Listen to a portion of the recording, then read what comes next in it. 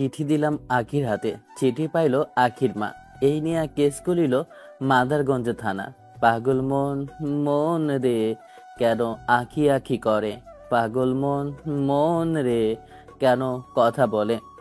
শান্তিতে গানটা গাইতে গাইতে হাঁটছিলাম, হঠাৎ করে ধাক্কা লাগে একটা মেয়ের সাথে। ধাক্কা খেয়ে পাশে থাকা মেয়েটা পড়ে যায়। শালার শান্তিতে একটু আমাকে গানটাও গাইতে দিল না। রাগে চোখে যখনই মেয়েটার দিকে তাকাই, আমার হাতটা যেন কেঁপে ওঠে। কারণ সামনে যে দাঁড়িয়ে আছে সে যে মানুষ না, পুরো একটা পেতাত্মা। হ্যাঁ, সত্যি পেতাত্মা। আমি ভয়ে থতমতো খেয়ে গেলাম, আর ভয়ে ওকে বলে উঠি, আমি খেয়াল করিনি, এভাবে রাস্তার মাঝখানে আমার একদমই হাঁটা উচিত হয়নি। আমি ভুল করেছি, প্লিজ আপু তুমি আমাকে ক্ষমা করে দাও। এত কিউটনেস ভাবে সুন্দরভাবে কথাটা বলেছি, যে কোনো মেয়ে কথাটা শুনলে পুরো পটে যাবে। কিন্তু এই কালনাগিনী পটা তো দূরের কথা, আমার সুন্দর গাল দুটোই। ধাক্কা মেরে ফেলে দিয়েছিস, তার উপরে আবার ক্ষমা চাচ্ছিস? বাচ্চা মারার মতো এমন অভিনয় কোথা থেকে শিখেছিস? কজনের সামনে এভাবে তুই অভিনয় করিস? আর কয়টা মেয়েকে ধাক্কা দিস? আর হ্যাঁ, এতক্ষণ ধরে গান গাচ্ছিলিস, আখিটাকে কোথায় থেকে আসলো? আখি আমার স্বপ্নের রাজকুমারী, ওকে ছাড়া বাঁচবো না। ওকে আমি ভালোবাসি আপু, ওকে ছাড়া বাঁচবো না। তোর বাচ্চা মারা এখনই দেখাচ্ছি, তোর ভালোবাসা এখনই ঘুচাচ্ছি আমি। আপু তুমি শুধু আমাকে বারে বারে মারো কেন? আমি কি আমার মনের ফিলিংসগুলা বলতেও পারি না? বলতে পারিস, কিন্তু এমন ফিলিংস প্রকাশ করার দরকার নেই। আর তুই স্বপ্নে কি করিস? ছি ছি ছি ছি। মার ডালা, কথায় আছে না, মেয়েরা এক লাইন বেশি বোঝে। এই তুমি কিন্তু একটু বেশি বার পেরেছ। আমাকে তুমি সব সময় মারতে থাকো। এখন আমি বড় হয়েছি, বেশি কথা বলে কিন্তু। আবিরের হাতটা ধরে মুচকি হেসে বললাম, কি করবি তুই দেখি? আমি তোর হাতটা ধরেছি, তুই কি করতে পারিস? আল্লাহ, ডাইনি ছাড় তুই, না হলে কিন্তু আজকে একটা অবস্থা হয়ে যাবে রাস্তার মাঝখানে। এখন কিন্তু আমি সবাইকে ডেকে বলবো যে একটা মেয়ে আমার ইজ্জত নিয়ে চলে যাচ্ছে। ও তাই নাকি? তাহলে বল দেখি, তোর কত সাহস? তুই মানুষকে ডেকে বলবি আমি তোর ইজ্জত নিয়ে যাচ্ছি? আর মানুষে পাগলের মতো বিশ্বাস করবে একটা পাগলের কথা? বাবা, মেয়েটার হাতে কত জোর। অনেক কষ্টে আমি ছাড়া নিলাম। এরপর একটা দৌড় দিয়ে বললাম, তোকে তো একদম বারণ করেছিলাম আমাকে আপু বলে ডাকতে। না, এখন থেকে মনে হচ্ছে তোমাকে আমার ডাইনি বলে ডাকা উচিত, কারণ তুমি যেমন ডাইনি ভাবে আমাকে অত্যাচার করো। আবিরের কথায় মাথা প্রচন্ড গরম হয়ে গেল। ওকে তেড়ে মারার জন্য দৌড় দিলাম, কিন্তু ও পালিয়ে গেল, ধরতেই পারলাম না। সমস্যা নেই, তোর নামে আমি খালার কাছে বিচার দেব। দেখি তুই তখন বাসায় কিভাবে উঠিস। তোকে খালা ডিম থেরাপি দিবে, তখন বুঝবি কত মজা লাগে। যা ডাইনোসরের বাচ্চা, আমি পরে দেখে নেব। তুই গিয়ে আমার কাছে যা বলার বলে নে। কথাটা বলে হাঁটতে হাঁটতে আমি লুঙ্গি ডান্স করতে লাগলাম, আর আমার বন্ধু আকাশের কাছে যেতে লাগলাম। লুঙ্গি আমার আকাশে, বন্ধু আমার বাতাসে চিপায়। গেলে কে যে ডাকে, কোক দিয়া শুনেছি যে আর কেউ না রে। আমার বন্ধু আকাশের বৌরে ও কো দিয়া শুনি আমার বন্ধু আকাশের বৌরে।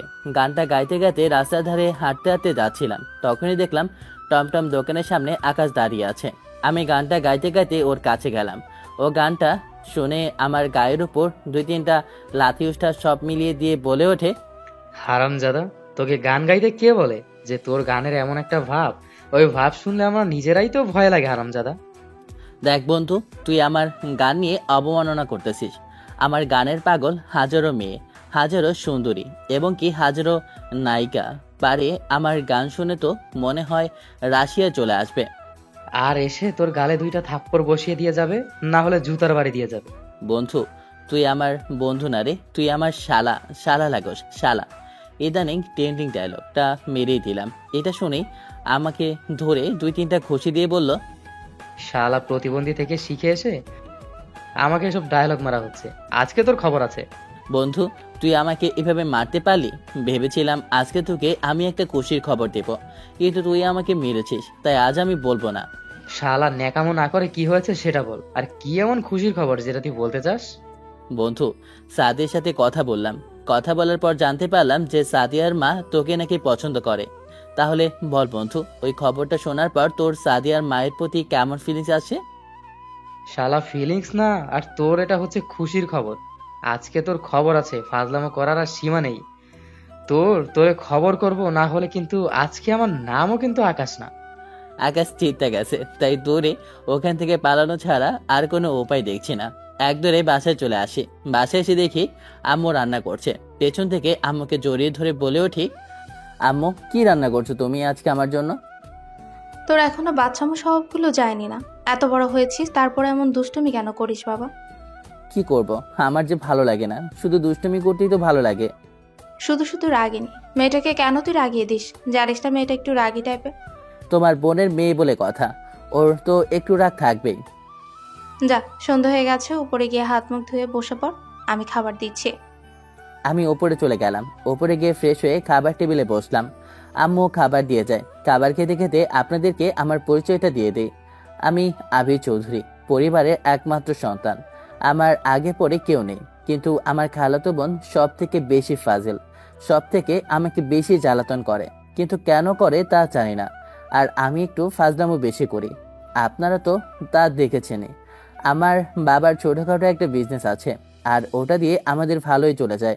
রাগিনীর আব্বুর অনেক বড় ব্যবসা, বলতে গেলে রাগিনী আব্বু আমাদের শহরের টপ বিজনেসম্যানদের একজন। তাই রাগিনীদের বাসা অনেক বড় এবং কি সুন্দর, কিন্তু ও সবসময় আমাদের এই ছোট্ট বাসায় চলে আসে আমার সাথে দুষ্টুমি করার জন্য আর আমাকে জ্বালানোর জন্য। আপনার সাথে কথা বলতে বলতে আমার খাওয়া হয়ে গিয়েছে, তাই খাবারটা খেয়ে আমি শুয়ে পড়ি, কারণ আগামীকালকে আমার ভার্সিটি আছে। ফাজিলটা যদি একবার হাতের কাছে পাই না, তারপর ওকে আমি দেখাবো মজা কাকে বলে। আমার সাথে ফাইজলামোর পর ওকে আমি দেখাবো। সকালবেলা ঘুম থেকে উঠে ফ্রেশ হয়ে আমি নিচে আসলাম। তখনই আব্বু আমাকে দেখে বলে ওঠে, কিরে নবাবজাদা, বেলা কয়টা বাজে? আর তোর এখন ঘুম থেকে ওঠার সময় হয়েছে? সকালবেলা তো নামাজটাও পড়লি না। আরে আজকে একটু ঘুমাতে দেরি হয়ে গিয়েছিল, তাই উঠতে পারিনি। রোজ দিনের বাহানা। কত করে বলি একটু আমার ব্যবসার কাজে সাহায্য করতে পারিস, পড়াশোনা তো কিছুই করিস না। আব্বু দেখেছো তোমার, আম্মু দেখেছো তোমার ওই জামাইটা আমারে কিভাবে বকা দিচ্ছে? আমি নাকি এখন পড়াশোনা বাদ দিয়ে ওনার ব্যবসা বাণিজ্য দেখাশোনা করতাম। কি হয়েছে গো তোমার? আমার ছেলেটা মাত্রই সকালবেলা ঘুম থেকে উঠলো, আর তুমি সকাল সকাল ছেলেটার উপর শুরু করে দিলে। তোমার আজকারা পেয়ে ছেলেটা এখন লাইয়ে উঠেছে। কয়েকদিন পরে তো তোমার ছেলে একদম গাছের আগায় না, মাথার উপরে উঠবে। আমার ছেলেকে নিয়ে বেশি কথা বলা লাগবে না। তোমার অফিসের সময় হয়ে যাচ্ছে, তুমি এখন নাস্তা করে অফিস যাও। আমাকে তো অফিসে পাঠাবেই, আর নিজের নবাবজাদা ছেলেকে আমি কিছু বললেই তো এখন আবার দোষ হয়ে যায়, তাই না? আবির, তুই পাশে গিয়ে বস, আমি নাস্তা দিচ্ছি। ভার্সিটি দেরি হয়ে যাচ্ছে তো তোর। আব্বু অফিসের উদ্দেশ্যে চলে যায়। আমি পাশে গিয়ে বসে আমি নাস্তা করছিলাম, তখন আম্মু বলে ওঠে, আমার দ্বারা এই সংসার একা চালানো আর সম্ভব না। ভাবছি তোকে একটা ভালো মেয়ে দেখে বিয়ে দিয়ে দিব। আমার আজ আর তাহলে কাজ করা লাগবে না। আমার দ্বারা এই সংসার আর চালানো সম্ভব হচ্ছে না। আম্মু কি বলো? আমি এখনো বাচ্চা ছেলে, তুমি আমাকে বিয়ে করার জন্য বলছো? আমি তো বিয়ের কিছুই বুঝি না। আস্তে আস্তে সবকিছু বুঝে যাবি, ভার্সিটিতেই সম্ভব হয়েছে যা। হাতে ঘড়িটার দিকে খেয়াল করে দেখি আর 10 মিনিট বাকি আছে, তাই নাস্তাটা ছেড়ে আমি ভার্সিটির উদ্দেশ্যে রওনা দিলাম। প্রায় 10 মিনিট পর ভার্সিটির সামনে এসে পৌঁছালাম। ভার্সিটির গেটে প্রবেশ করে দেখলাম যে আকাশ দাঁড়িয়ে আছে। আমাকে দেখে বলে ওঠে, হারামজাদা, আরো কিছু সময় লেট করতে পারলি না? ভালোই হতো, পুরো ক্লাসটাই মিস হয়ে যেত। কয়টা বাজে? তোর এখন সময় হয়ে গেল। কয়টা বাজে? ক্লাসের তো সময় হয়ে গিয়েছে। তাড়াতাড়ি ক্লাসে আয়। ক্লাসে গিয়ে না হলে ওখানে গেলে আবার স্যার দাঁড় করিয়ে রাখবে।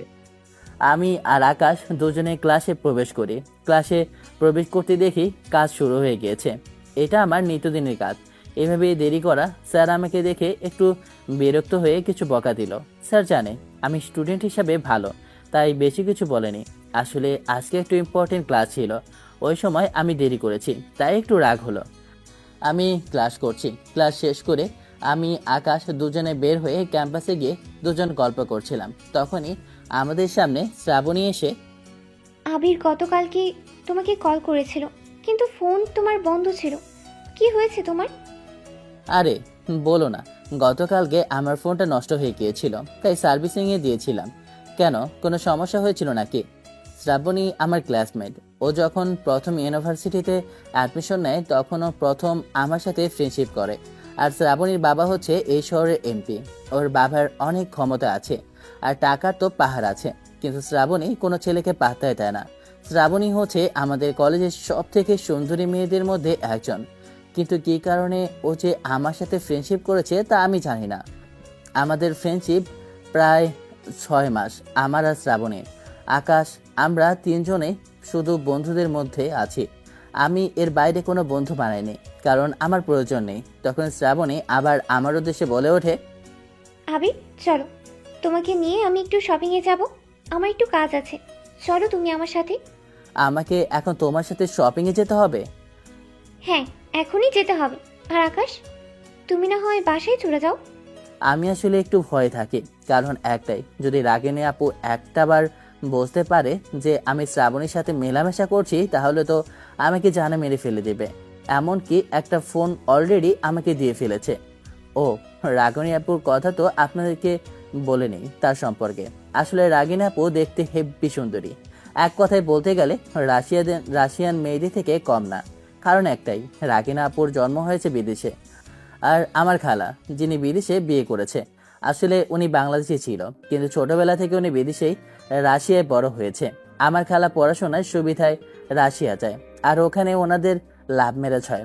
এরপর ওনাদের বিয়ের পর রাগিনী আপু হয়।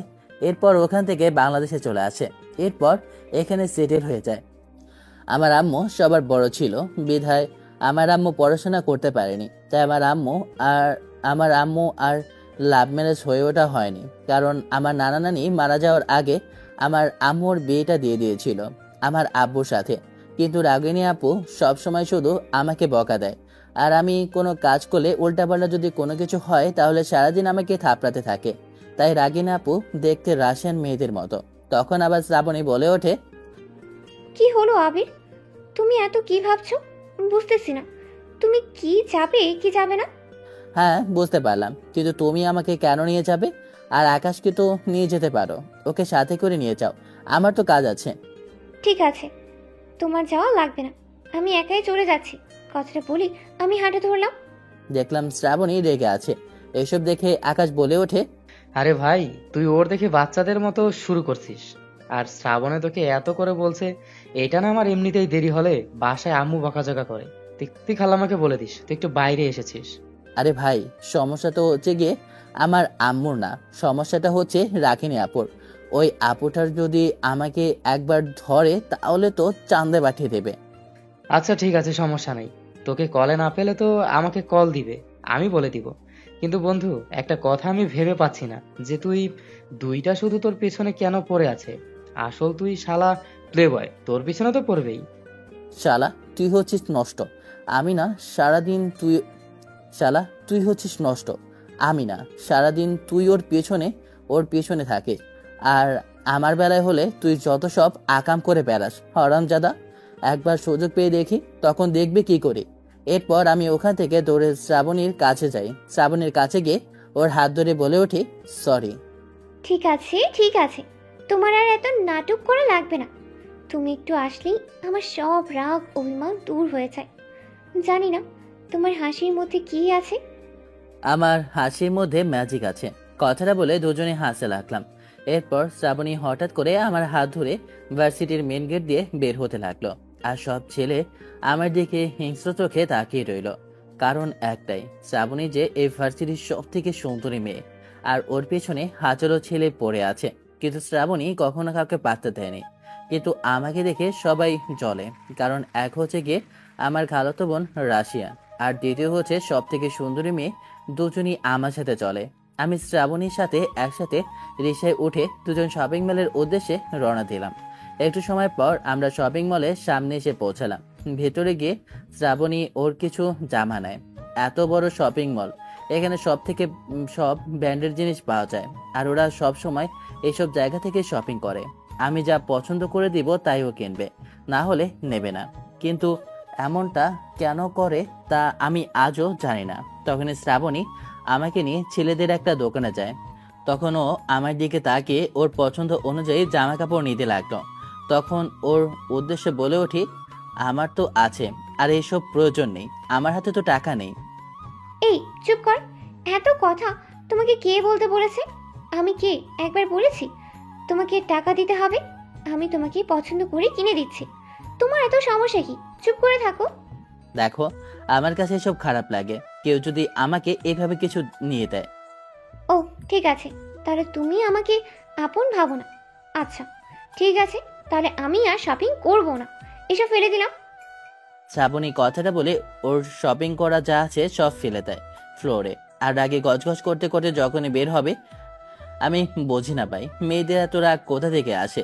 আমি ওর হাতটা ধরে বলে উঠি, আমার ভুল হয়ে গিয়েছে, ঠিক আছে, তুমি যা দিবে তাই নেব। ঠিক আছে তো, আর যদি করো তাহলে কিন্তু তোমার মাথা ফাটাবো। আমি একটা মুচকি হাসি দিলাম। এরপর শ্রাবণীর সাথে শপিং করতে লাগলাম। শ্রাবণী নিজের মনে আমাকে তার পছন্দ অনুযায়ী জামা নিয়ে দিতে লাগলো। শপিং শেষ করে নিচে একটা ফোনের দোকানে নিয়ে যায়। এরপর একটা আইফোনের দোকানে নিয়ে গিয়ে একটা আইফোন 16 প্রো ম্যাক্স একটা নিয়ে আমার হাতে দেয় আর বলে, এটা তোমার নিউ ফোন, ওটা তো অনেক আগের মডেল আর নষ্ট হয়ে গেছে, ওটা ঠিক করেই লাভ কি তোমার? কিন্তু আমার তো ফোন লাগবে না, আমার তো ফোন আছে, আর ওটা ঠিক করলে তো ঠিক হয়ে যাবে। আর এত দামি ফোন দিয়ে আমি কি করব? দামি ফোন কোথায়, মাত্রই তো 2 লাখ টাকা, এটির দামি কোথায় থেকে এলো? তোমার থেকে এত তো দামি না, তুমি যেভাবে বলছো। আমি এত দামি ফোন তোমার কাছ থেকে গিফট দিতে পারি না। তুমি যদি ফোনটা না দাও তাহলে আমি আর তোমার সাথে কোনো কথাই বলবো না, এবং কি ভার্সিটিতেও যাব না। শ্রাবণীর রাগটা বরাবরই একটু বেশি, তাই কি আর করার, বাধ্য হয়ে ওর হাত থেকে আমাকে ফোনটা নিতেই হলো। শপিং মল থেকে আমি আর শ্রাবণী দুজনে বের হয়ে যাই। এরপর শ্রাবণীকে ওর বাসায় দিয়ে আসি। শ্রাবণীর বাবা আমাকে আগে থেকে জানে, কারণ শ্রাবণী আমাকে তার বাসার সবার সাথে পরিচয় করে দিয়েছে। শ্রাবণীর বাবা আমাদের শহরে এমপি, আর আমি বন্ধু, ওই হিসাবে আমার বাবাকে একটু সাপোর্ট করে উনি। শ্রাবণী নিজেই বলে দিয়েছে যে তার বাবাকে যেন আমাদের ব্যবসায় কোনো কিছু ক্ষতি না হয়। তাই শ্রাবণীদের বাসার বডিগার্ডটা যদি আমাকে দেখে তখন কেউ কিছু বলে না, কারণ সবাই আমাকে জানে। কিন্তু শ্রাবণী এত কিছু কেন করে তা আমি নিজেও জানি না, আমার তা অজানা। শ্রাবণী আর রাগিনী আপু দুজনের বাসাতে প্রচুর পরিমাণ বডিগার্ড থাকে, আর তাদের বাসায় অনেক বড়, এমনকি সিকিউরিটি আছে তাদের বাসার সামনে, এবং কি একজন রাজা বাসাদের মতো খানদানি ওদের বাড়িটা। আমি বাসায় চলে আসি। বাসায় আসি দেখি আব্বু খাবার টেবিলে বসে অপেক্ষা করছে আমার জন্য। তখন আমাকে দেখে বলে ওঠে, দেখো তোমার নবাব ছেলে চলে এসেছে, ওর অপেক্ষায় তো আমাকে তুমি খাবার দিচ্ছিলে না। এত রাজকুমার আসেন, বসেন, কোন রাজকার্য শেষ করে এসেছেন শুনি। বাসায় পা দিতে না দিতে তুমি ছেলেটাকে নিয়ে পড়েছো, সমস্যা কি তোমার? আমার তো কোনো সমস্যা নাই, সব সমস্যা তো তোমার ছেলের। ওর কি সমস্যা হয়েছে আমি তো দেখছি না। বারে ঘড়ি কয়টা বাজে, ওর ক্লাস কখন শেষ হয় আমি জানি না ভাবছো? আমি সব জানি। ও যেখানে পড়ে ক্লাসের এক সময় আমি প্রফেসর ছিলাম। ও কি ভাবছে আমি কিছু বুঝি না? চুপ করো তো তুমি। বাবা তোর দেরি হলো কেন রে? তোমার ওই জামাইকে নিয়ে যে তুমি কিভাবে সংসার করো আল্লাহ জানে, কিছু না জেনে শুধু অপবাদ দেওয়া একটা স্বভাবের মধ্যে পড়ে গেছে। ওই তোর আব্বুর কথা বাদ দে তো, তুই কোথায় ছিলি সেটা বল। এত সময় ধরে তোকে কল দিচ্ছি, তোর ফোন বন্ধ কেন? ফোনের আবার কি হলো?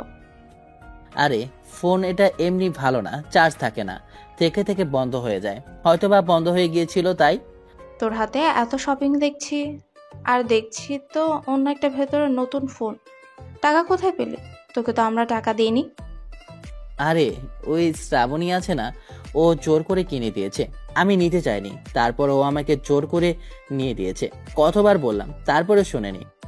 মেয়েটা আসলে অনেক ভালো আর লক্ষ্মী। তুই যা উপরে গিয়ে ফ্রেশ হয়ে তাড়াতাড়ি খাবার টেবিলে আয়, আমরা তোর জন্য অপেক্ষা করছি।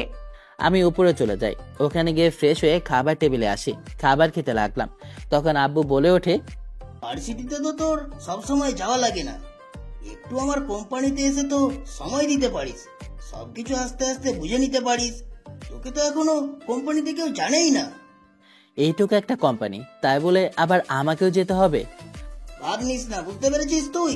দেখ তুই যে রাগিনী, তোর খালাতো বোনও, তাদের এত বড় একটা কোম্পানিও মাঝে মধ্যে ওদের কোম্পানির দেখাশোনা করে, আর এবার ইঞ্জিনিয়ারিং শেষ করবে। এরপর বাবার পার্মানেন্টলি কোম্পানির দেখাশোনা ও নিজেই করবে। এসব ব্যবসা বাণিজ্যের কথা বাদ দাও তো, বরঞ্চ ছেলেটাকে একটা বিয়ে দিয়ে দাও। আমি একা একা আর এসব পারছি না। বাড়িটা সামলাতে এসব রান্না বান্না আমার দ্বারা আর একা সম্ভব না। তোমার ছেলেকে বিয়ের কথা বললেই তো বলো, তোমার ছেলে বাচ্চা, কিছুই বোঝে না, এখনোই ফিডার খায়। আব্বা আর আম্মুর কথা শুনে আমি কাছে লাগলাম, হাত ধুয়ে উঠলাম। তখন আম্মু বলে, শোন, তোর একটু খালার বাসায় যেতে হবে। ওখানে গিয়ে পায়েসটা দিয়ে, আমি এটা রাগিনীর জন্য রান্না করেছি, ও অনেক পছন্দ করে। জানি না আজকে এই ডানিটা তোমাদের কি কোনো কালো জাদু করে রেখেছে নাকি? এত ভাবো কেন তোমরা ওর কথা? এত কথা না বলে এখন যা বলছি তাই কর। ওটা কি আগে দিয়ে আয়। কেয়ার করার। আমি পায়েসের বাটিটা নিয়ে খালার বাসার উদ্দেশ্যে রওনা দিলাম। বাইকটা স্টার্ট দিয়ে আমি খালার বাসার উদ্দেশ্যে রওনা দিলাম। প্রায় 10 মিনিট পর আমি খালার বাসার সামনে এসে পৌঁছালাম। বাসার ভিতরে অনেক বডিগার্ড। এরা আমাকে দেখে গেটটা খুলে দেয়। মেইন গেটটা অতিক্রম করে যখন আমি প্রধান গেটে পৌঁছালাম তখন দেখলাম গেটের সামনে দাঁড়িয়ে আছে রাগিনী আপু। কোথা থেকে বের হয়েছিস? তোর সাথে আমার অনেক বোঝাপড়া আছে। রাগী গলায় কথাটা বলল এবং কি এর রাগের চোখটা জলজল করছিল। আমার তো ভয়ে যেন প্রাণ পাখিটা এখনই উড়াল দেবে। মেন দিকটাতে খুলে আমার হাত থেকে বাটিটা নিয়ে এক পাশে রেখে দিয়ে আমার হাত ধরে একটা ঘরের ভিতরে কেবিনে নিয়ে যায়। ওখানে আশেপাশে কেউ নেই, ওখানে সিক্রেট রুম। উপরের রুমে খালা সবাই, কারণ রাগিনী আপুদের বাসাটা ডুপ্লেস বাসা। তখনই রাগিনী আপু বলে, এই, তোর সমস্যা কি? তোকে কতগুলো কল করেছি, একটা কলও ঢোকেনি। ফোনটা কোথায় ছিল, বন্ধ কেন ছিল সেটা আমাকে বল। আমি তো তোকে ভার্সিটিতে খুঁজেছি, ওখানেও তুই ছিলি না। কোথায় গিয়েছিলি সত্যি করে বল, না হলে কিন্তু আজকে তোকে আমি আন্ডারগ্রাউন্ডে করে ফেলবো। আমার শার্টের কলা ধরে রাগিনী আপু কথাগুলো বলতে লাগলো, আর আমার যেন প্রাণ পাখি উড়ে যাওয়ার মতো অবস্থা। আমি ভয়ে তোতলাতে বললাম, আসলে ফোনে চার্জ ছিল না। কথাটা বলতেই তখনই রাগিনী আপু আমার পকেট থেকে ফোনটা নিয়ে নেয়। শ্রাবণী যে ফোনটা দিয়েছিল ফোনটা আমি অন করেছিলাম। তখন আমার কাছে দামি ফোন দেখে বলে ওঠে, কি রে, তোর কাছে এই ফোনটা কোথা থেকে আসলো? এত দামি আইফোন তুই কোথায় পেলি? এখনই বলছি ফোন বন্ধ ছিল, তাহলে এখন এটা কোথা থেকে আসলো? আসলে কথাটা বলতেই তখনই আমার পেটে একটা ঘুষি মারে, আর আবারও শার্টের কলাটা ধরে আমার গলাটা নিচু করে বলে ওঠে, আসলে নকলে এত কিছু আমি জানতে চাই না, সত্যি করে বল, ফোনটা কোথায় পেয়েছিস? আম্মু তোমার জন্য পায়েস রান্না করে দিয়েছে, আমি তা দিতে এসেছি। কথাটা বলা মাত্রই পায়েসগুলো ছুঁড়ে মারে রাগিনী আপু। পায়েস অনেক পছন্দ করে, এরপরও এতটা রেগে আছে যে ওইগুলো ছুঁড়ে ফেলে নষ্ট করে দেয়। তোকে আমি যা বলছি তাই বল, তুই ফোনটা কোথায় পেয়েছিস? আমার কথার মাঝে হঠাৎ করে ফোনটা বেজে ওঠে। দেখলাম শ্রাবণীর নাম্বার। ফোন নাম্বারটা সেভ করা হয়নি, তাই আনোয়ার নাম্বার বলা হচ্ছে, কিন্তু নাম্বার তো আমার জানা আছে। এরপর বল, কে কল করেছিল? আমি শুনতে চাই। এখন কিন্তু মাথা অনেক গরম আছে, আমাকে রাগাস না, না হলে কিন্তু আমি একটা কিছু করে যাব। রাগিনী আপু এমনিতেই রেগে আছে, মনে হয় আমাকে মেরে এখানে তক্তা বানিয়ে ফেলবে। তাই বেশি কিছু না বলে কলটা রিসিভ করলাম। মনে মনে বলছি, মা প্লিজ দয়া করে তুই একটু থাম, চুপ করে কথা বল। তুই এইভাবে দুষ্টুমি করলে আমাকে শেষ করে ফেলবে এই রাগিনী ডাইনিটা। যা ভয় পেয়েছিলাম তাই হয়েছে। তখনই কলটা রিসিভ করতেই ওপাশ থেকে শ্রাবণী বলে ওঠে, কি করো আবির? তোমাকে যে আমি জামাটা নিয়ে দিয়েছি আর ফোনটা দিয়েছি, ফোনটা তোমার পছন্দ হয়েছে? না আসলে বুঝতে পারছি না তুমি কিসের কথা বলছো। আমি এটা বোঝাতে চাচ্ছিলাম যে আমার পাশে কেউ আছে, কিন্তু ওই হতবাগী তো কিছুই বুঝছে না। আবার বলে ওঠে, শোনা, তুমি তো ফোন সম্পর্কে এতটা বোঝোই না। আমার কাছে নিয়ে এসো, আমি সব কিছু ঠিক করে দেব। বুঝেছো? আমার অ্যাপল আইডি আছে, আমি ওটা তোমার কাছে বসিয়ে দেব, আর না হয়তো তোমাকে একটা নতুন খুলে দেব। এই কথাগুলো শুনছে আর রাগিনী আপু রেগে ফুলছে, আর সহ্য করতে না পেরে আমার হাতের ফোনটা ঠাস করে আচার মেরে ভেঙে ফেলে। এরপর আর কোনো কথা নেই, ঠুস ঠাস করে আমার গালে 2-3টা থাপ্পড়, এরপর আমার বুকে আর মুখে 2-3টা ঘুষি মারে, আর বলে ওঠে, বেয়াদব কোথাকার, তুই অন্য মেয়েদের কাছ থেকে গিফট নিস, আর আমি যখন দিতে চাই তখন নিস না। আমি একটা ফোন দিতে চেয়েছিলাম, তুই নিসনি, কিন্তু অন্য মেয়েটা যা দিয়েছে সব মুখ বুঝে নিয়েছিস। শালা লোভী, আজকে তোর খবর আছে। আমি নিতে চাইনি আপু, সত্যি বলছি, ও আমাকে জোর করে দিয়েছে, আমি একদম ওর কাছে যাইনি। মেয়েটাকে? ও আমার বন্ধু শ্রাবণী, তুমি তো ওকে জানো। তোকে কতবার বলেছি ওই মেয়েটার সাথে কথা বলবি না? তুই কেন আমার কথা না শুনে নির্লজ্জের মতো তার সাথে কথা বলিস? কি সমস্যা তোর? কই, আমি তো কথা বলতে চাইনি। ও নিজে এসে যদি কথা বলে আমি কি করব? ওই মেয়েটাকে আমি দেখে নেব, ওর কত সাহস তোর সাথে কথা বলে। ওকে আমি বারণ করব, না হলে এমন অবস্থা করবো না সারা জীবন মনে রাখবে। আরে আপু, তুমি এমন করছো কেন? আচ্ছা ঠিক আছে, তুমি রাগ করো না প্লিজ, আমি ওর সবকিছু ফিরিয়ে দেব। তুই একদম চুপ, একটা কথা বলবি না। আমি তোকে যা চাই তুই শুধু তাই পাবি, ঠিক আছে? কিন্তু তুই কখনো মুখ ফুটে কিছু বলিস না। আমি দিলে তুই তাও নিস না। আমার আর একটা কথা না শুনে রাগিনী আপু আবার হাঁটা ধরে গাড়ির কাছে নিয়ে যায়। এরপর ওনার পার্সোনাল যে মার্সিডি কারটা আছে ওটা বের করে আমাকে গাড়ির ভেতরে বসতে বলে। আমিও ভদ্র ছেলের মতো হয়ে পাশে গিয়ে বসি। এরপর একটা শপিং মলে নিয়ে যায়, আমাকে একটা ফোনের শোরুমে নিয়ে যায়। এরপর আবার নতুন করে 16 প্রো ম্যাক্স একটা ফোন নিয়ে দেয়। অনেকগুলো ব্র্যান্ডের জামা কাপড় নিয়ে দিয়ে বলে, আগামীকাল এসব পরে তুই আমার সাথে দেখা করবি। কাল যদি তুই আসতে দেরি করিস তাহলে আমি বাসায় গিয়ে তোকে তুলে নিয়ে আনবো। তুই আগামীকাল কোনো ক্লাসে যাবি না, সারাদিন আমার সাথে ঘুরবি, বুঝেছিস? রাগিনী আপু এমনিতেই অনেকটা রেগে আছে, আর বাড়তি কথা বললে তাহলে তো মনে হয় আমার জানটা রক্ষা নেই। তো চুপ করে যা বললো সবকিছু আমি মাথা নতভাবে মেনে নিলাম। ওর যা আছে সব কিছুই ফিরিয়ে দিবি, আর যদি আরেকবার কথা বলিস তাহলে তোর খবর আছে।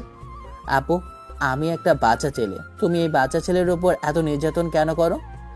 তোকে আজ যদি বিয়ে দেওয়া হয় তুই কালকেই 2-3টা না পুরো 1 ডজন বাচ্চার বাপ হয়ে যাবে। তুই আবার নিজেকে বাচ্চা বলিস? সেটা তো মানতেই পারছি না। চুপ করে গাড়িতে ওঠ। চুপ করে আমি গাড়িতে উঠে বসলাম। আমি সামনে বসে আছি আর রাগিনী আপু আমার হাত ধরে আছে। একটা জিনিস আমি চাই না, কি জন্য রাগিনী আপু আমাকে কোনো মেয়ের সাথে মিশতে না করে আর কারোর সাথে কথা বলে এতটা রেগে যায়। আমি দুষ্টামি করলে আমাকে শুধু বকা দেয়, আর কারোর সাথে কথা বললে শুধু আমাকে উত্তম মাধ্যম কেলানি দিতে থাকে। এর মধ্যে বাসায় চলে আসি। বাসায় আসতেই আমি গাড়ি থেকে নেমে যাই। এরপর আমাকে বিদায় জানিয়ে রাগিনী আপু তার বাসায় চলে যায়। বাসায় এসে শরীরটা খুব ক্লান্ত ছিল, তাই আবার না খেয়ে রুমের দরজায় গিয়ে রুমে গিয়ে ঘুমিয়ে পড়ি। ও কি কখনো আমার ভালোবাসাটা বুঝতেই পারবে না? ও কি বুঝবে না আমি কতটা ভালোবাসি? হয়তো আমি রাগ করি, অভিমান করি, শাসন করি, তবু আমি ওকে ছোটবেলা থেকেই ভালোবাসি। ওকে কখনো বুঝবে না? সকালবেলা ঘুম থেকে উঠে ফ্রেশ হয়ে আমি নাস্তার টেবিলে বসি। তখনই আম্মু এসে বলে ওঠে, কিরে, গতকালকে তুই কি তোর খালার সাথে দেখা করে আসিসনি? আমি তো জিজ্ঞেস করলাম, বললো তারা নাকি তোকে দেখেই নিয়ে আসতে। আরে আসলে আমার সাথে রাগিনী আপুর সাথে দেখা হয়ে গিয়েছে, ওখানে আপুকে দিয়ে দিয়েছিলাম। আপু পায়েসটা পেয়ে অনেক খুশি হয়েছে। ও আচ্ছা, তাহলে খাওয়া দাওয়া শেষ করে তুই একটু তোর খালার বাসায় যাস, ওখানে তোকে রাগিনী একটু ডেকেছে। আমি কিছু বললাম না, আম্মুকে মিথ্যা বললাম, কারণ সত্যিটা বলে আম্মু এখন আমাকে বকা দেবে। তাই চুপ করে রইলাম আর আম্মুকে হ্যাঁ বললাম। কিছুক্ষণ পর খাওয়া দাওয়া করে আমি রেডি হয়ে খালার বাসার উদ্দেশ্যে রওনা দিলাম। প্রায় 10 মিনিট পর খালাম্মা বাসায় এসে পৌঁছালাম। ওনার বাসায় ঢুকতেই দেখি খালা বসে আছে। তখন আমাকে দেখে বলে ওঠে, কি হয়েছে আবির? তোকে তো আর তেমনটা এই খালার বাসা আসতে দেখি না। হয়েছে কি? আগে তো দেখতাম আসিস, এখন তো আসিস না। আসলে তেমন কিছু না, এমনি পড়াশোনা নিয়ে একটু ব্যস্ত আছি তো তাই। রাগিনী বলেছে তোর জন্য চকলেট আনার জন্য, তাই তোর খালু তোর জন্য অনেকগুলো চকলেট এনে আবার চলে গিয়েছে ইউএসএ। আসলে আমার আঙ্কেল ব্যবসার কাজে সব সময় বাইরে থাকে। আমার খালাম্মাও আঙ্কেলের সাথে বাইরে সব সময় চলে যায়, শুধু রাগিনী বাসায় একা থাকে। তাই রাগিনী সব সময় আমাদের বাসায় চলে আসে আর ছোটবেলা থেকে আমার সাথে একসাথে খেলাধুলো করতো। কি রে, কি সব ভাবছিস? যা, রাগিনী তোকে উপরে যেতে বলেছে, ওখানে যা। টেবিলের উপরে অনেকগুলো চকলেট আর অনেক কিছু সাজানো আছে। আমি টেবিলের উপর থেকে একটা চকলেট নিয়ে খেতে খেতে উপরে গেলাম। এমনিতে রাগিনী আপুর রুমে প্রবেশ করার আগে সবসময় নক করতাম, কিন্তু আজকে চকলেটটা খেতে খেতে আমি নিজের অজান্তেই রাগিনী আপুর রুমে কিছু না বলে রুমে প্রবেশ করি। রুমে প্রবেশ করতে আমি যা দেখি, আমার যেন পুরো শরীরের ভিতরে 400 ভোল্টের বিদ্যুতের মতো শর্ট খেলো। কারণ আমার সামনে দাঁড়িয়ে আছে রাগিনী আপু, তার গায়ে শুধু পাতলা একটা গামছা। আমি মুখের মধ্যে চকলেট দিয়ে রেখেছি আর এমন অবস্থায় চিৎকারও জোরে করতে পারছি না। আমি চিৎকার করব, তখনই রাগিনী আপু আমার মুখ ধরে ফেলে আর তখনই আমার ঠোঁটে কিস করে বসে। প্রায় 5 মিনিট পর আমাকে ছেড়ে দেয়। আমি যেন একদম পাথরের মতো দাঁড়িয়ে রইলাম আর সোজা রুম থেকে বের হয়ে দরজার সামনে দাঁড়িয়ে রইলাম। কিছুক্ষণ পর রেডি হয়ে রাগিনী আপু দরজার বাইরে আসে আর বলে ওঠে, কি রে, তুই এভাবে দাঁড়িয়ে আছিস কেন মূর্তির মতো? আবার কি হয়েছে তোর? মজা লাগেনি নাকি? আমার তো ভালোই লেগেছে তোর চকলেটটা খেতে। হ্যাঁ আপু, তুমি অনেক পচা, আমাকে দিয়ে দিয়েছো, এখন আমাকে কে বিয়ে করবে? তখন রাগিনী আপু আমার মুখটা চেপে ধরে আর কানের মধ্যে ফিসফিস করে বলে ওঠে, এই চুপ কর, কী সব বলছিস? আম্মু শুনে ফেলবে তো। বেশি কথা বলবি না, নাহলে পেটের মধ্যে ফুটো করে ফেলবো। তোর জন্য চকলেট এনেছি, শুধু তুই একা খাবি। আমার লোভ হয়েছে তাই খেয়েছি। তাই বলে তুমি আমার ওখানে কিস করবে? আর কিছু বলতে না দিয়ে আমার হাতটা চেপে ধরে। এরপর সোজা বেরোতে বেরোতে বলে ওঠে, আম্মু, আমি একটু বাইরে যাচ্ছি, আবিরকে নিয়ে ফিরতে সন্ধ্যা হয়ে যাবে। তুমি আমাকে কল করো না, আমি আজ একটু ব্যস্ত আছি। রাগিনী আপু আমার হাতটা ধরে তার গাড়িতে ওঠায়। এরপরে গাড়িটা চালিয়ে একটা লেকের পাড়ে যায়। সমুদ্রের মাঝামাঝি আমরা একটা ব্রেঞ্চের পাশে গিয়ে বসি। তখনই রাগিনী আপু তার মাথাটা আমার কাঁধে দিয়ে বলে ওঠে, সমুদ্রটা যেমন গভীর, আমার মনটাও তেমনই গভীর, একজনের মধ্যে ডুবে আছে। ও তাই নাকি? সত্যি বলছো তুমি? তাহলে তো ভালোই, আমাদের নতুন ধুলাবাই হবে, তোমার বিয়ে খাবো, আমার অনেক দিনের ইচ্ছা। কথাটা শোনা মাত্রই আমার চুল টানতে লাগলো। আরে ছাড়ো, লাগছে তো। আমি আবার কি দোষ করলাম যে আমাকে এভাবে মারতেছো? আমি তোর সাথে এমন কেন করি তুই বুঝিস না? আজব তো, বুঝবো না কেন? তুমি আমার বোন, তাই তুমি আমার সাথে এমন করো। তুমি আমাকে শাসন করো কারণ তুমি আমার বড়। ঠাস, আর একটা থাপ্পড় বসে যায় কাদের মধ্যে। অবাকে ওর দিকে তাকিয়ে বললাম, এখন আবার কি বললাম আমি? আমি তো তোকে একদিন বলেছিলাম তুই আমাকে বোন বলবি না, আপুও না। তারপর তুই বারবার আমাকে আপু ডাকিস কেন? তো তোমাকে কি বলে ডাকবো? তুমি তো আমার আপু, আর বড়দেরকে কি বলবো? তুমি তো আমার থেকে বড়। আমি তোর বড় হলেও আমি তোর বউ, আমি তোর সব কিছু। আমাকে শুধু বউ বলে ডাকতে হবে শুধু তোর। কি বলো? তুমি কি পাগল হলে নাকি? এসব কি বলো আমাকে? চুপ কর, যা শুনছিস তাই। আমি তোকে ভালোবাসি, আর আমি তোর প্রেমে পাগল হয়ে আছি, আর আমি শুধু তোকেই ভালোবাসি। ছি ছি আপু, তুমি এসব কি বলছো? তুমি আমার খালাতো বোন হয়ে এসব কথা বলতে পারো না। তুমি আমার থেকে বড়। তো কি হয়েছে? সিনিয়র হলে কি ভালোবাসা হয় না? তুই আমার থেকে ছোট হলে কি হয়েছে? সিনিয়র জুনিয়রের ভালোবাসা অনেক হয়। না আপু, আমি তোমাকে ভালোবাসতে পারবো না। একটু অভিনয় করে কথাটা বললাম। দেখলাম রাগিনী আপু কেমন চোখ দিয়ে পানি পড়তেছে। আমি চুপ করে ওখান থেকে সোজা হাঁটা ধরলাম।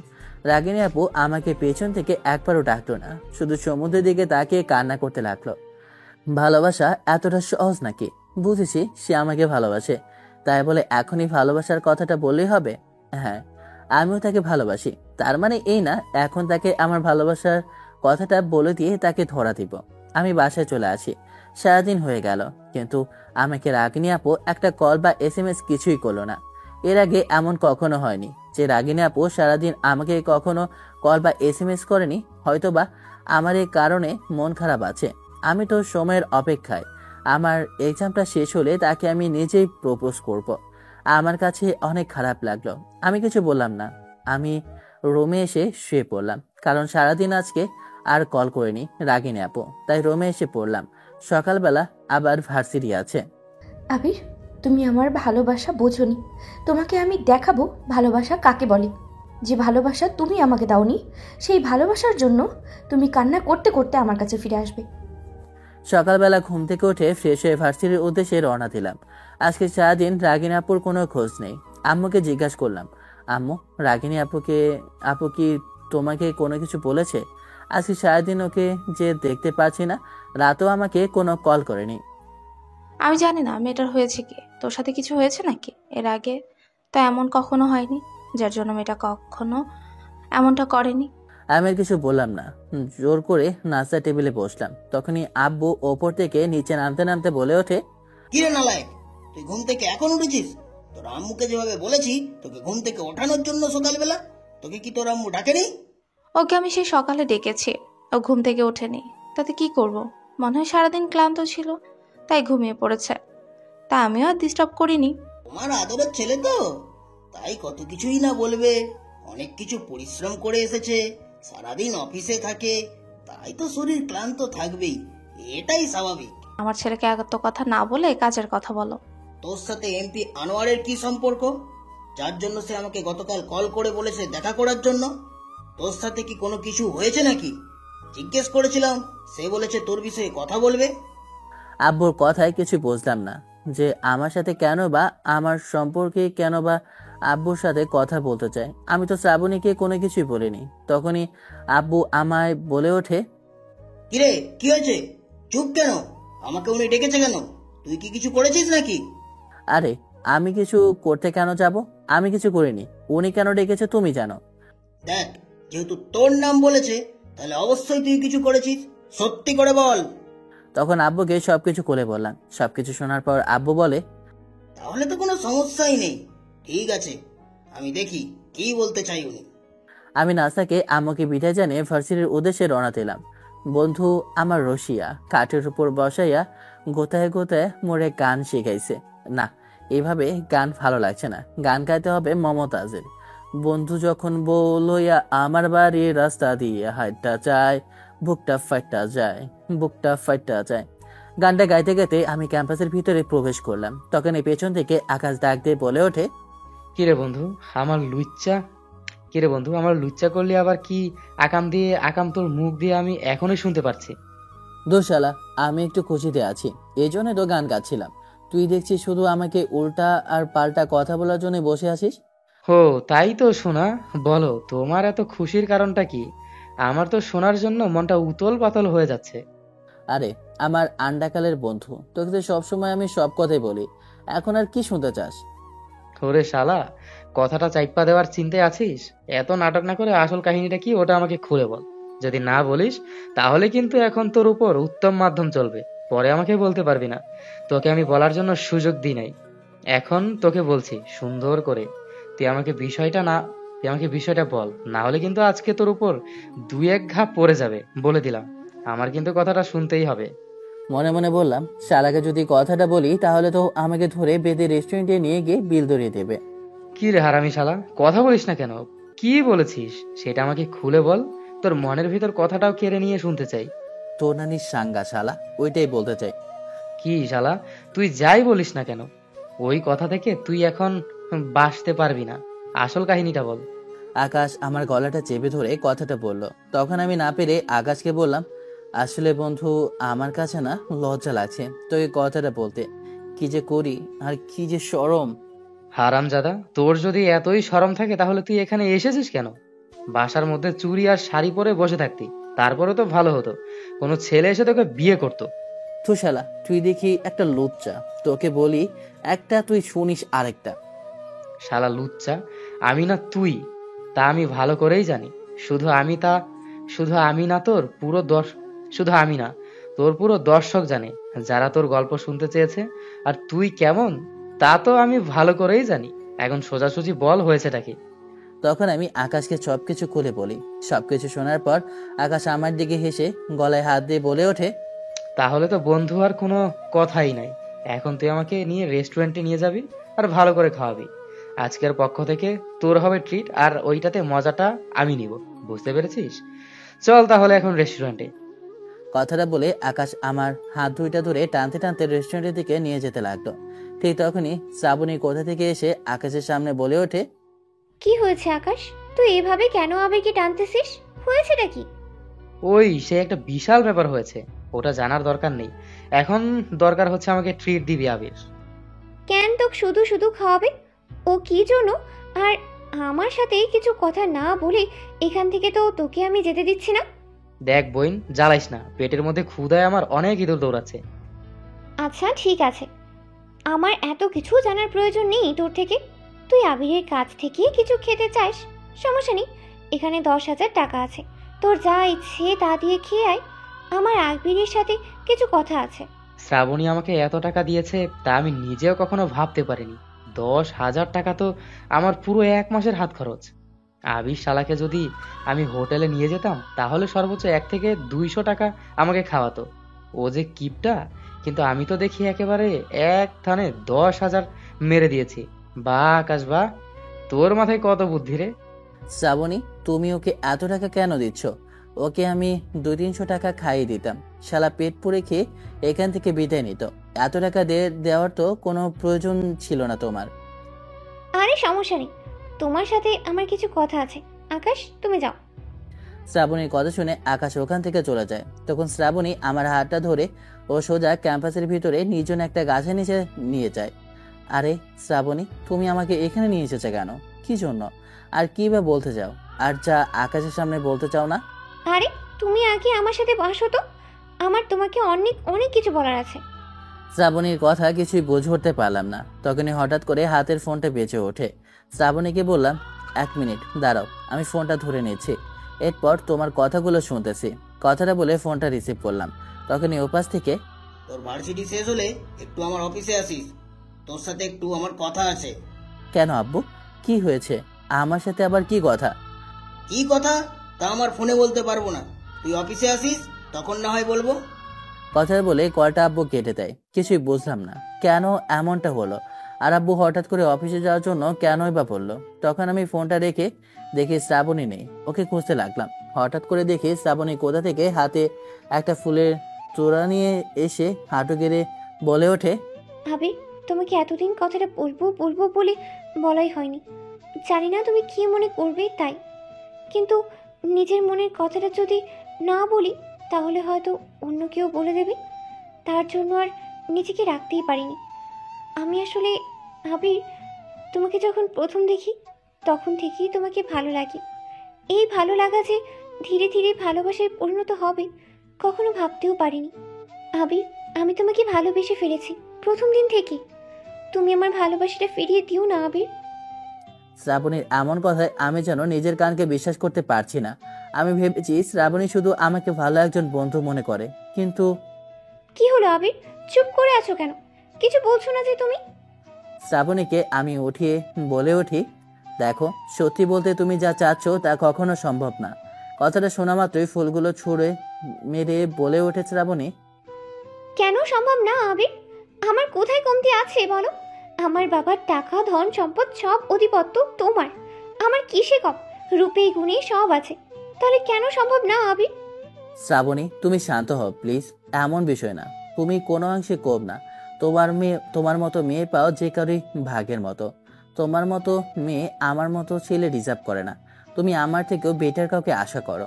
কথাটা শোনা আমার এক ছিটকে ফেলে দিয়ে রাগী গলায় শ্রাবণী বলে ওঠে, না, আমার ব্রেটার প্রয়োজন নেই, আমার তোমাকে প্রয়োজন, আর আমি তোমাকে ভালোবাসি। তোমাকে ছাড়া আমি বাঁচবো না আবির। শ্রাবণী পাগলামি করো না প্লিজ। আমার পক্ষে তোমাকে ভালোবাসা সম্ভব না। কেন সম্ভব না? কারণ শ্রাবণী, আমি আসলে ছোটবেলা থেকে একজনকে ভালোবাসি। না আবির, এটা হতে পারে না। আমি তোমাকে ভালোবাসি, তুমি আমার, তুমি অন্য কারো হতে পারো না। শ্রাবণী, টাকা দিয়ে ভালোবাসা পাওয়া যায় না। আমি তোমাকে শুধু একজন ভালো বন্ধু মনে করি, এর চেয়ে কিছুই না।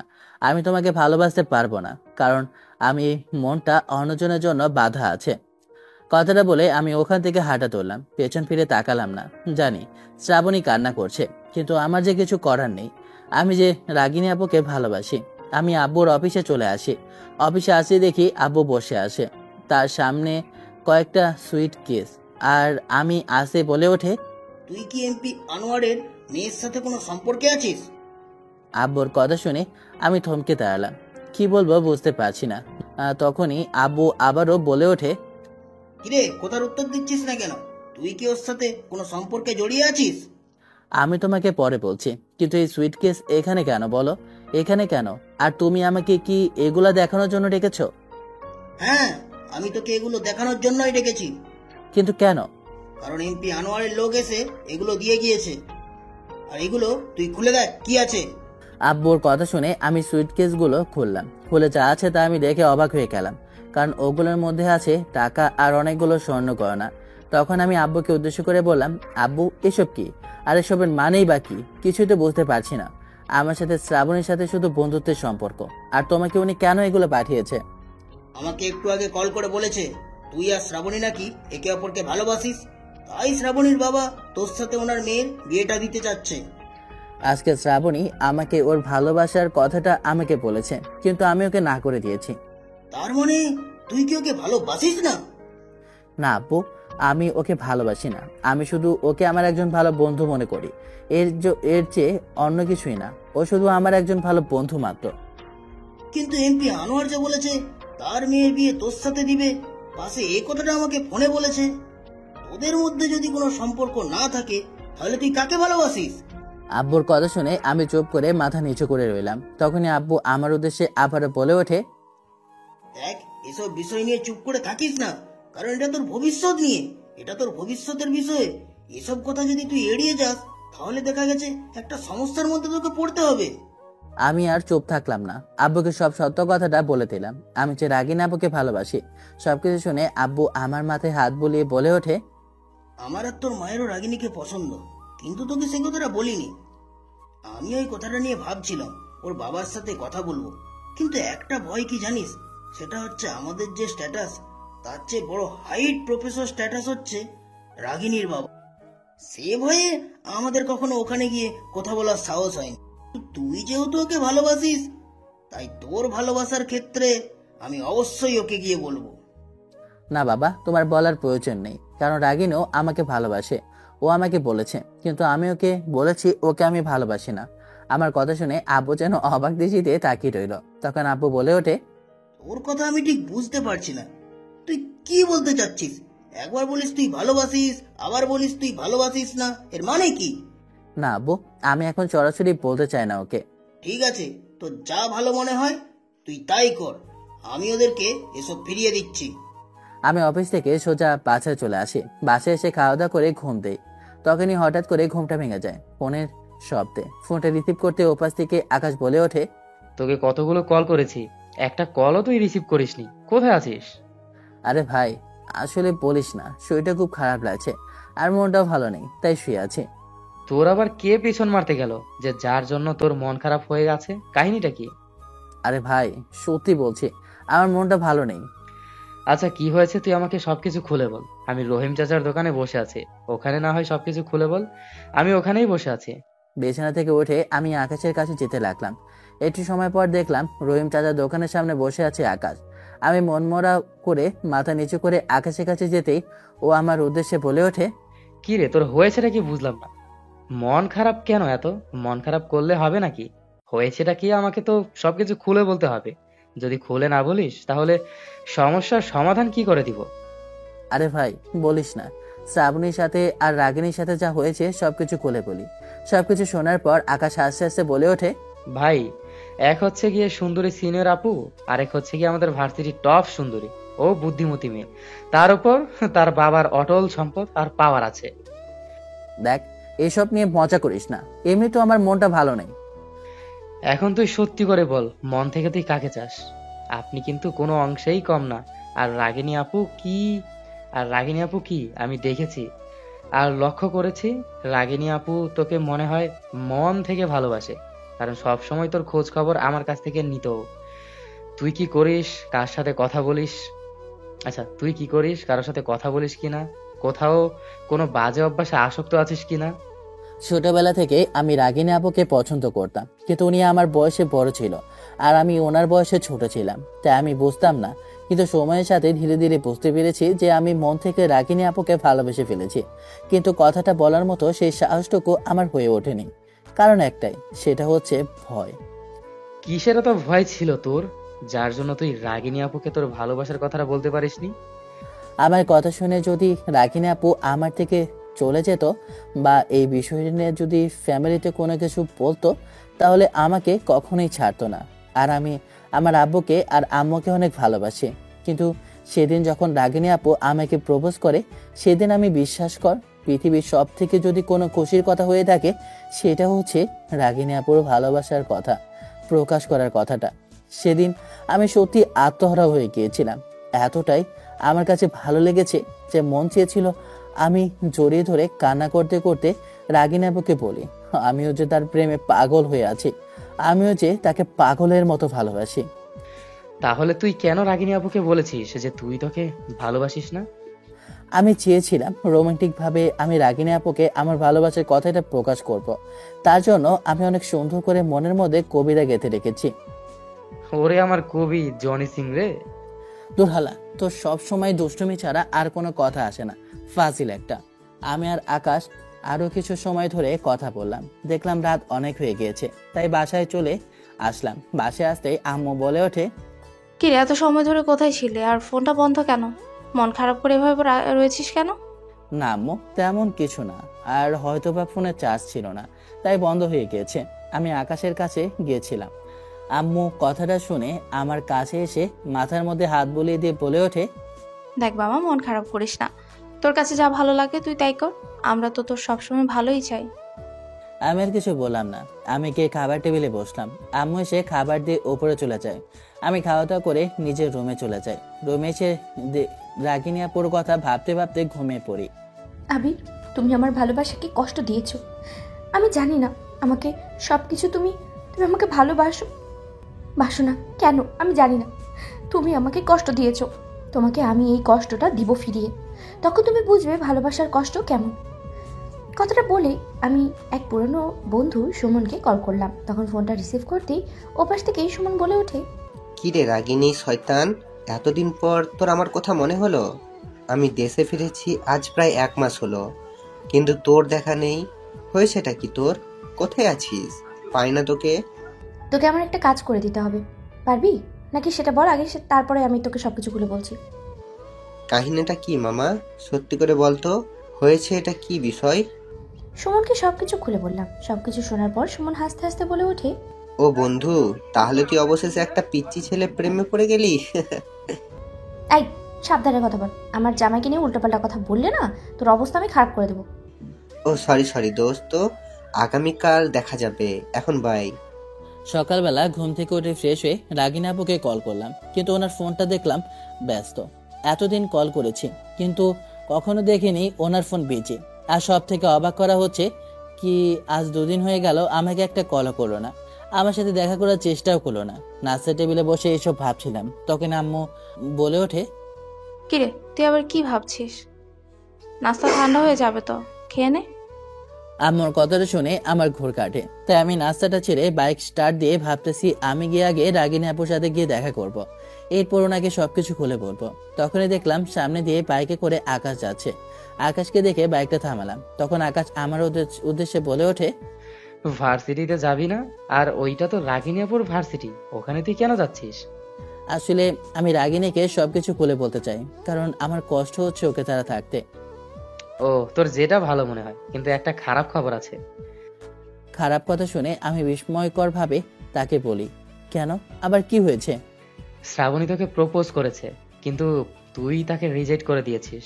তাই শ্রাবণী এই ভার্সিটি থেকে টিসি নিয়ে চলে গিয়েছে লন্ডনে। শ্রাবণীর বাবা এমপির আনোয়ার বলেছিল ক্ষমতার জোরে তোকে নিয়ে ওর সাথে বিয়ে দিবে, কিন্তু শ্রাবণী বলেছিল ভালোবাসা কখনো জোর করে পাওয়া যায় না। তাই সবকিছু ত্যাগ করে ও লন্ডনে চলে যায়।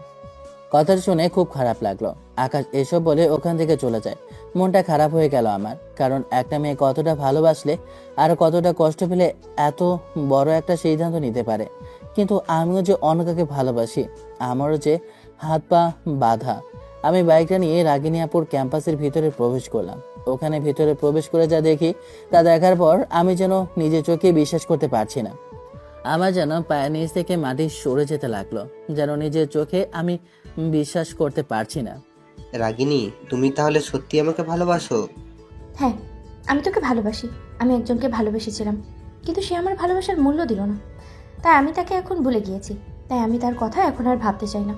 রাগিনীর মুখে এমন কথা শুনে আমি যেন নিজের কানকে বিশ্বাস করতে খুব কষ্ট হচ্ছে যে রাগিনী এক মুহূর্ত আমাকে ছাড়া থাকতে পারে না। আর আজকে এমন দৃশ্য দেখে নিজেকে আর যেন দূরে রাখতে পারছি না। আমি আর এক মুহূর্ত ওখানে থাকলাম না। বাইকটা বাসায় নিয়ে সোজা হাঁটা ধরলাম বাইকটা নিয়ে। আবির কি চলে গিয়েছে? কি অভিনয়! এটা নাতি করলে ছেলেটার চোখে আমি স্পষ্ট পানি দেখলাম। ছেলেটা কান্না করছিল। ও আমাকে কষ্ট দিয়েছে, ও আমাকে কান্না করতে বাধ্য করেছে, তাই আমি ওটার প্রতিশোধ নিলাম।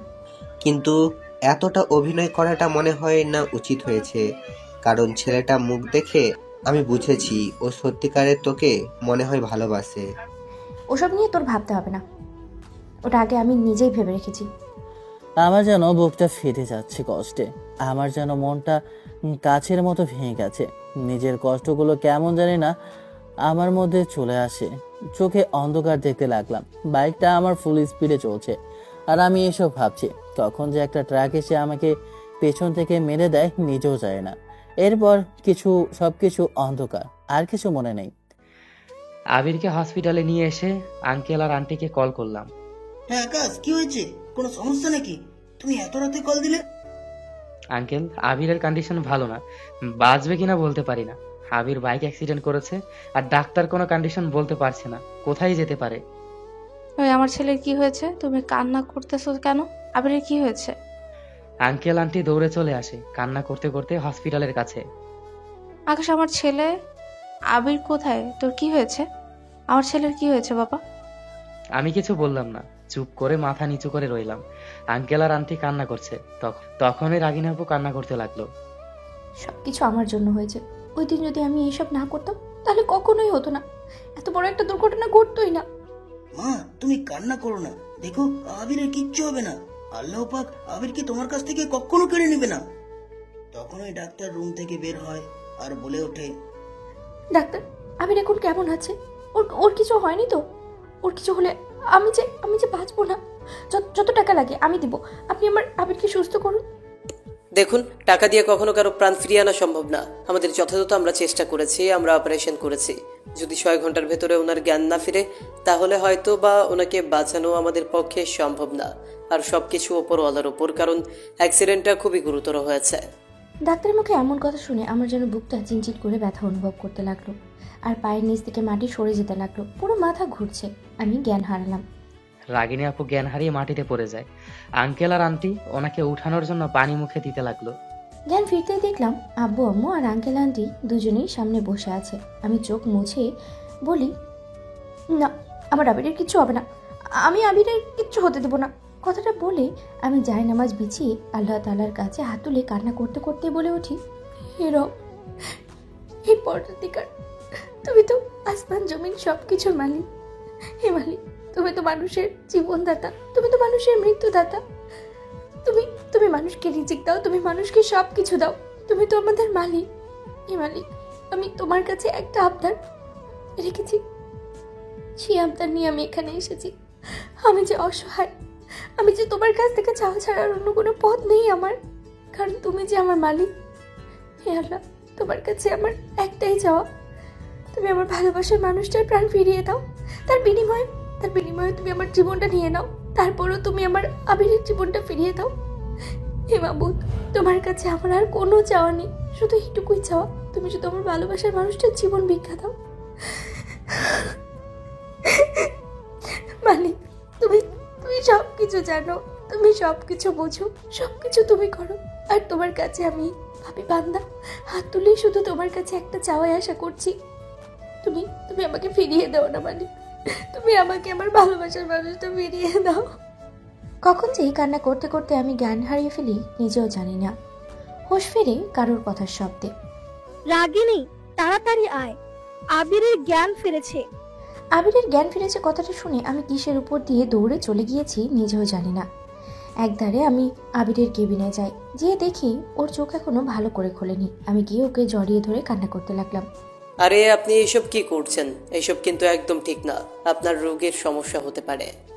ওনার জ্ঞান ফিরেছে, কিন্তু উনি এখনো ভালোভাবে জ্ঞান আসেনি। উনি আপনাদের সাথে এখন কথা বলতে পারবে না, এমনকি উনি ঠিকভাবে দেখতেও পারবে না। আপনাকে ভালোভাবে যত্ন নিতে হবে, এর মধ্যে উনি সুস্থ হবে। তাছাড়া ওনাকে সুস্থ হওয়ার জন্য অনেকটা পরিশ্রম করতে হবে। আল্লাহ তাআলা আপনাদের সহায় হয়েছে, তাই আপনারা আপনাদের রোগীকে আবার জীবিত অবস্থায় ফিরে পেয়েছেন। এতে আপনারা লাখো কোটি শুকরিয়া আদায় করা দরকার মহান প্রভুর নামে। ডক্টর কথাটা বলে ওখান থেকে চলে যায়। আমার জ্ঞান ফিরেছে, কিন্তু চোখে এখনো দেখতে পাচ্ছি না, শুধু ঝাপসা দেখতে পাচ্ছি, কিন্তু স্পষ্ট বুঝতে পারছি না কেউ আমার মাথার কাছে এসে বসে আছে। প্রতিদিন খেয়াল করি, কিন্তু বুঝতে পারি না কেউ রাত জেগে আমার পাশে বসে আছে। দেখতে দেখতে আমি সুস্থ হয়ে যাই। তখন আব্বু আর আম্মু এসে বলে ওঠে, আমরা সবাই মিলে সিদ্ধান্ত নিয়েছি তোর বিয়ে দিয়ে দিব। আমরা মেয়ে ঠিক করে রেখেছি, আগামী কালকেই তোর বিয়ে। এখান থেকে যাওয়ার পরে। কি বলো? আমার বিয়ে মানে? তুই কোনো কথা বলবি না, চুপ থাক। আমরা যা সিদ্ধান্ত নিয়েছি তাই হবে, এর উপরে কোনো কথা আর না। এখান থেকে আগামীকালকে তোর বিয়ে। আমরা সবকিছু রেডি করে রেখেছি এবং কি সব ঠিক করাও হয়ে গেছে। এর মধ্যে তোমরা সবকিছু ঠিক করে ফেলেছো?